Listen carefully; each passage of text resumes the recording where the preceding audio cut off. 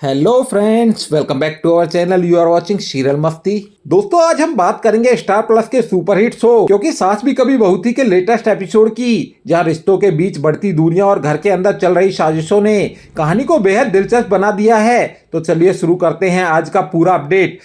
कहानी की शुरुआत होती है देव से, जो इस वक्त काफी परेशान और तनाव में दिखाई देता है। हालात इतने बिगड़ चुके हैं कि उसे अब कोई रास्ता नजर नहीं आ रहा। इसी वजह से वह सलोनी पर दबाव डालता है कि वह बाप जी से बात करे और डायमंड फैक्ट्री में काम करना शुरू कर दे।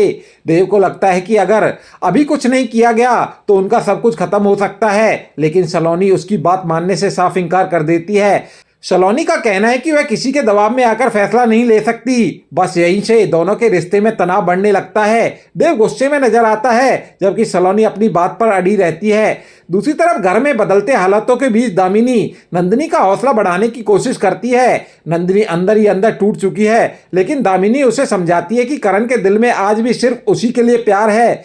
दामिनी कहती है कि करण अगर नियति की परवाह कर रहा है तो वो प्यार नहीं बल्कि सिर्फ एक गिल्ट है। दामिनी की बातें सुनकर नंदिनी थोड़ा संभलती है, लेकिन उसके चेहरे पर दर्द साफ दिखाई देता है। इसी बीच गौतम भी करण को समझाने की कोशिश करता है। गौतम का कहना है कि अभी हालात बहुत नाजुक हैं, करण को फिलहाल शांत रहना चाहिए। करण खुद भी एक बड़ी उलझन में फंसा हुआ दिखाई देता है। एक तरफ उसका अतीत है और दूसरी तरफ उसकी परिवार की जिम्मेदारियां।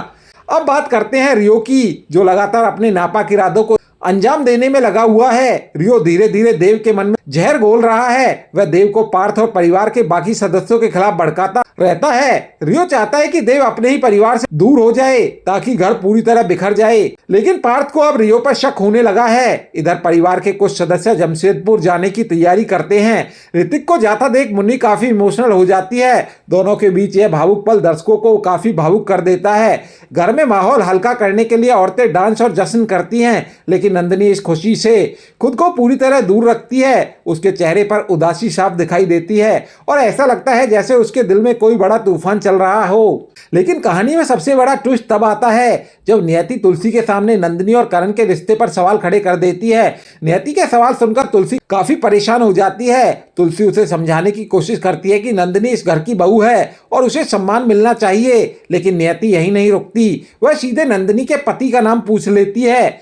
बस फिर क्या था, तुलसी और नियति के बीच जोरदार बहस शुरू हो जाती है। दोनों एक दूसरे पर सवाल उठाने लगते हैं। घर का माहौल पूरी तरह तनाव से भर जाता है, लेकिन असली झटका तो तब लगता है जब नियति सीधे नंदिनी के सामने करण को अपना पति कह देती है।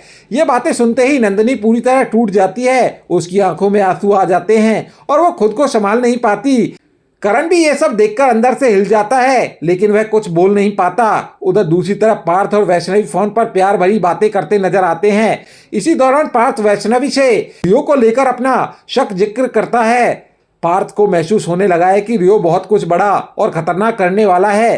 अब देखने वाली बात यह होगी, क्या पार्थ सही समय पर रियो का सच सबके सामने ला पाएगा या फिर रियो अपनी चाल में कामयाब हो पाएगा। अब सबसे बड़ा सवाल यही है कि क्या रियो का सच आखिरकार सबके सामने आ पाएगा। क्या नंदिनी और करण फिर एक हो पाएंगे और क्या तुलसी अपने परिवार को टूटने से बचा पाएगी। जानने के लिए जुड़े रहिए हमारे साथ। अगर आपको ये अपडेट पसंद आया हो तो वीडियो को लाइक करें और चैनल को सब्सक्राइब करना बिल्कुल ना भूलें। तो दोस्तों, मिलते हैं अगले वीडियो में, तब तक के लिए गुड बाय।